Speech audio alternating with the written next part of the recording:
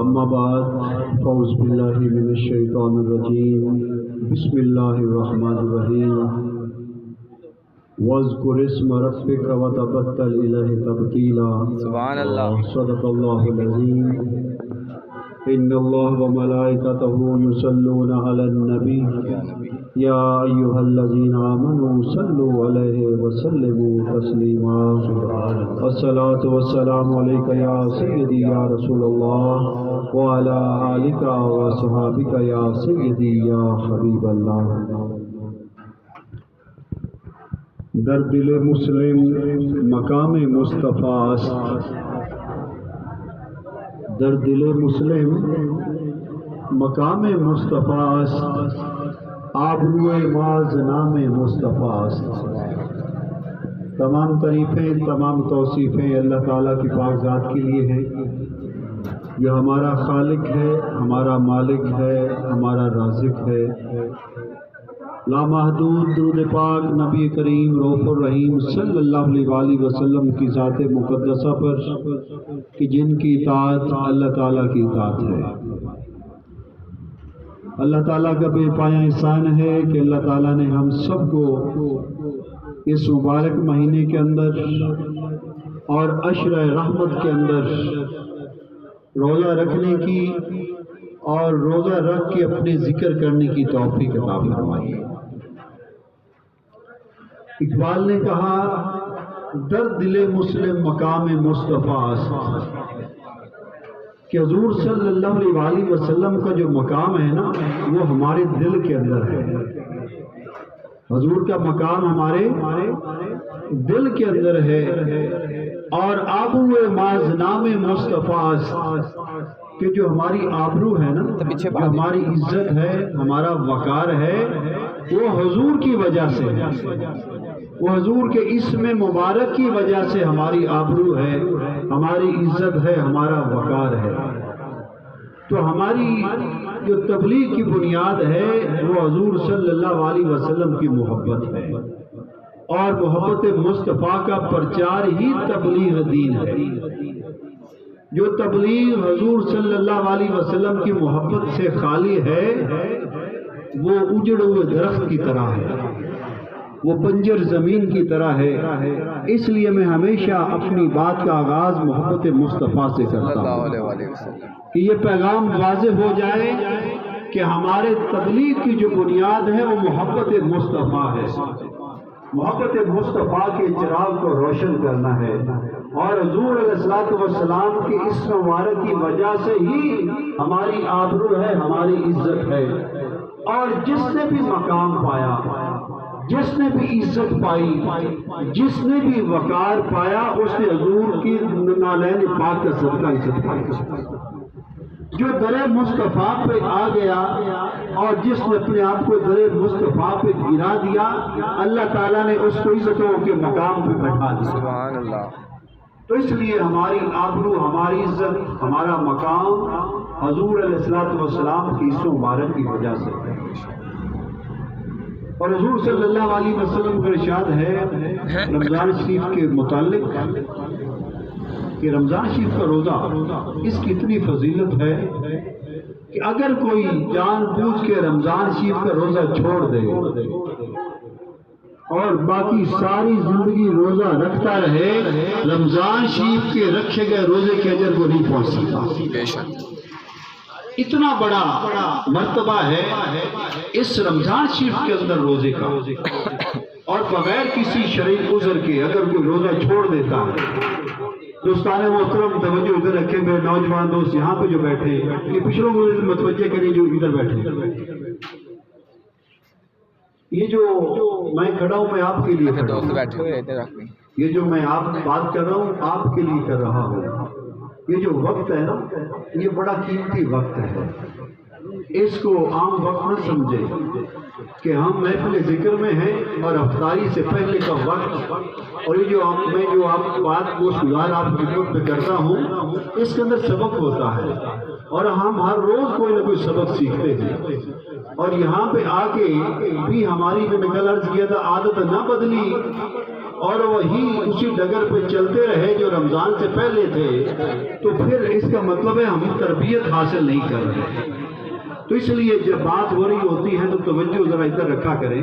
تو میں عرض یہ کر رہا ہوں کہ رمضان شریف کے روزے کی اتنی بڑی فضیلت ہے، اتنا بڑا اجر ہے کہ اگر کوئی جان بوجھ کے رمضان شریف کا روزہ چھوڑ دے اور اس کے بعد ساری زندگی روزہ رکھتا رہے تو رمضان کے روزوں کو نہیں پہنچ سکتا۔ تو اس لیے رمضان کے روزے کو بغیر کسی شرعی عذر کے نہیں چھوڑنا چاہیے۔ اور آپ چھوڑ کس صورت میں سکتے ہیں، روزہ کس حالت میں چھوڑا جا سکتا ہے؟ کوئی ایسا ڈاکٹر جو مسلمان ہے اور وہ آپ سے یہ کہتا ہے کہ آپ کو کوئی ایسی بیماری لگ گئی ہے کہ آپ اگر روزہ رکھیں گے تو آپ کی بیماری بڑھ سکتی ہے یا آپ کی موت واقع ہو سکتی ہے، تو یہ شرعی عذر ہے روزہ چھوڑنے کا۔ اس کے علاوہ اور کوئی روزہ چھوڑنے کو عذر نہیں ہے۔ ایک اور بھی ہے کہ آپ سفر میں ہیں تو آپ روزے کی قضا کر سکتے ہیں، اس کے اندر ایک صورت موجود ہے، لیکن حضور صلی اللہ علیہ وسلم نے ارشاد فرمایا کہ سفر کے اندر اگر آپ ہیں تو چھوڑنے کی بجائے بہتر ہے روزہ رکھ لو۔ چھوڑنے کی بجائے روزہ رکھ لینا، سفر میں بھی چھوڑنے سے بہتر ہے روزہ رکھ لیا جائے، لیکن ایک سہولت موجود ہے مسافر کے لیے کہ اگر اس نے سفر کرنا ہے تو رمضان شریف میں اپنا روزہ جو ہے وہ مؤخر کر سکتا ہے، بعد میں روزے کی قضا کر سکتا ہے اس صورت کے اندر۔ ادروائز روزہ جو ہے وہ رکھ لینا چھوڑنے سے بہتر ہے۔ اور باقی اس کے اندر نمازوں کا خیال رکھیں، نمازوں کا خیال رکھیں کہ اس کے اندر نمازوں کا اجر بھی بڑھا دیا جاتا ہے کہ نفلوں کا اجر فرائض کے برابر اور فرائض کا اجر جو ہے وہ 70 گنا بڑھا دیا جاتا ہے۔ اور جو شخص رات میں اللہ تعالیٰ کی رضا کے لیے نماز کے اندر کھڑا ہوتا ہے تو اللہ تعالیٰ ایک سجدے کے بدلے 1500 نیکیاں عطا فرماتا ہے۔ یہ ایک سجدے کا اجر ہے کہ جو اللہ تعالیٰ کی رضا کے لیے رمضان شریف کے اندر نماز کے لیے کھڑا ہوا، اللہ تعالیٰ ایک سجدے کا بدلہ 1500 نیکیاں عطا فرماتا ہے۔ اس لیے اپنی نمازوں کا خیال رکھیں، نمازیں پوری رکھیں، نماز نہیں جانی چاہیے۔ اور انشاءاللہ جب 30 دن ہم نمازوں کی پابندی کریں گے اور ہم ارادہ کرتے ہیں اور تہیہ کرتے ہیں کہ رمضان شریف کے بعد بھی اپنی نمازوں کو قائم رکھیں انشاءاللہ، تو نمازوں کو قائم رکھیں گے، باقی جو ہے وہ بری عادات سے بچیں گے، جھوٹ سے، چغلی سے، غیبت سے بچیں گے، تو اللہ تعالیٰ ہمیں روزے کا پورا اجر عطا فرمائے۔ اور حضور صلی اللہ علیہ وسلم کا فرمانے علی شان ہے ذکر کے بارے میں کہ فرشتوں کی جماعت ہے جس کا فقط ایک ہی کام ہے، وہ فرشتوں کی جماعت ہر وقت زمین پہ محو گردش رہتی ہے اور وہ فرشتے محافل ذکر کو تلاش کرتے ہیں، ان کے ذمہ اور کوئی کام نہیں ہے، وہ فرشتوں کی جماعت صرف محافل ذکر کو تلاش کرتی ہے، اور جب ان کو محفل ذکر مل جاتی ہے تو وہ باقی اپنے فرشتوں کو بھی بلا لیتے ہیں، اور جہاں پہ محفل ہو رہی ہوتی ہے وہ فرشتے اس محفل کے اندر شامل ہو جاتے ہیں۔ اس وقت بھی فرشتے آپ کے دائیں بائیں موجود ہیں، کیونکہ یہ بھی محفل ذکر ہے، کیونکہ ہماری آنکھ جو ہے نا وہ فرشتوں کو دیکھ نہیں سکتی، لیکن فرشتے دائیں بائیں ہمارے موجود ہیں اور تب تک موجود رہیں گے جب تک یہ محفل ذکر جاری و ساری رہے گی، اور جب یہ محفل برخاست ہوگی، محفل ختم ہوگی، تو پھر یہ فرشتے سیدھے اللہ تعالیٰ کی بارگاہ میں حاضر ہوں گے، اور اللہ تعالیٰ نے فرشتوں سے پوچھے گا، اے میرے فرشتوں بتاؤ تو صحیح کہ تم کہاں سے آ رہے ہو؟ حالانکہ اللہ تعالیٰ ہمیں دیکھ رہا ہے، اللہ تعالیٰ دیکھنے والا ہے، بہتر سننے والا ہے، جاننے والا ہے، وہ سمیع ہے، وہ بصیر ہے۔ ہمارا اللہ ہمیں دیکھ رہا ہے کہ میرے بندے مختلف علاقوں سے، مختلف قبیلوں سے اور مختلف جگہوں سے اکٹھے ہو کے میرے ذکر کو بلند کر رہے ہیں، اللہ تعالیٰ میں دیکھ رہا ہے۔ اس کے باوجود اللہ تعالیٰ فرشتوں سے پوچھے گا، اے فرشتوں بتاؤ تو صحیح کہاں سے آ رہے ہو؟ پھر فرشتے اللہ تعالیٰ کی بارگاہ میں عرض کریں گے، اے بار الہ، ہم سمال انڈسٹریل اسٹیٹ سے آ رہے ہیں، وہاں پر محفل ذکر تھی، وہاں پر افطاری کا اہتمام تھا، وہاں پر مختلف جگہوں سے لوگ اکٹھے تھے اور تیرے ذکر کو بلند کر رہے تھے۔ تو اللہ تعالیٰ پھر ان فرشتوں سے پوچھے گا، اے فرشتوں بتاؤ تو صحیح وہ لوگ وہاں پہ بیٹھ کے کیا کر رہے تھے؟ اے اللہ وہ تیری بڑائی بیان کر رہے تھے، تیرے نام کی صداؤں کو بلند کر رہے تھے، تیرے ذکر کو بلند کر رہے تھے۔ جو آپ نے ذکر کیا نا بھی، لا الہ الا اللہ کا ذکر بلند کیا، آپ نے الا اللہ کا ذکر بلند کیا، آپ نے اس میں ذات اللہ کا ذکر بلند کیا، آپ نے اللہ کی صدا لگائی، تو فرشتے آپ کی صدا کے اوپر گواہ بن رہے ہیں۔ اور جب یہ فرشتے اللہ تعالیٰ کی بارگاہ میں حاضر ہوں گے تو اللہ تعالیٰ کی بارگاہ میں عرض کریں گے، اے اللہ تیرے بندے تیرے نام کی صداؤں کو بلند کر رہے تھے۔ اللہ تعالیٰ پھر فرشتوں سے پوچھے گا، اے فرشتوں بتاؤ وہ میرے بندے کیا مانگ رہے تھے؟ فرشتے اللہ تعالیٰ کی بارگاہ میں عرض کریں گے، اے بار الہ تیرے وہ بندے تیری جنت مانگ رہے تھے، تیری جنت مانگ رہے تھے۔ اللہ تعالیٰ پوچھے گا، اے میرے فرشتوں بتاؤ تو صحیح کیا میرے بندوں نے جنت کو دیکھا ہے؟ فرشتے عرض کریں گے، نہیں بار الہ جنت کو دیکھا تو نہیں ہے۔ اللہ فرمائے گا، اگر وہ میرے بندے جنت کو دیکھ لیتے تو پھر کیا کرتے؟ وہ فرشتے عرض کریں گے، اے بار الہ وہ اور زیادہ جنت کی طلب کرتے۔ پھر اللہ تعالیٰ فرشتوں سے پوچھے گا، وہ کس چیز سے استغفار کر رہے تھے، کس چیز سے معافی مانگ رہے تھے؟ وہ فرشتے عرض کریں گے، بار الہ وہ تیری دوزخ کی آگ سے، دوزخ کے عذاب سے پناہ مانگ رہے تھے۔ تو اللہ تعالیٰ پوچھے گا، فرشتوں کیا ان بندوں نے دوزخ کو دیکھا؟ فرشتے عرض کریں گے، نہیں بار الہ دوزخ کو دیکھا تو نہیں ہے۔ اللہ تعالیٰ پوچھے گا، اگر میرے وہ بندے دوزخ کو دیکھ لیتے تو پھر کیا کرتے؟ پھر فرشتے عرض کریں گے، بار الہ اگر وہ بندے دوزخ کو دیکھ لیتے تو اور زیادہ پناہ مانگتے اور اس دوزخ کے عذاب سے پناہ مانگتے۔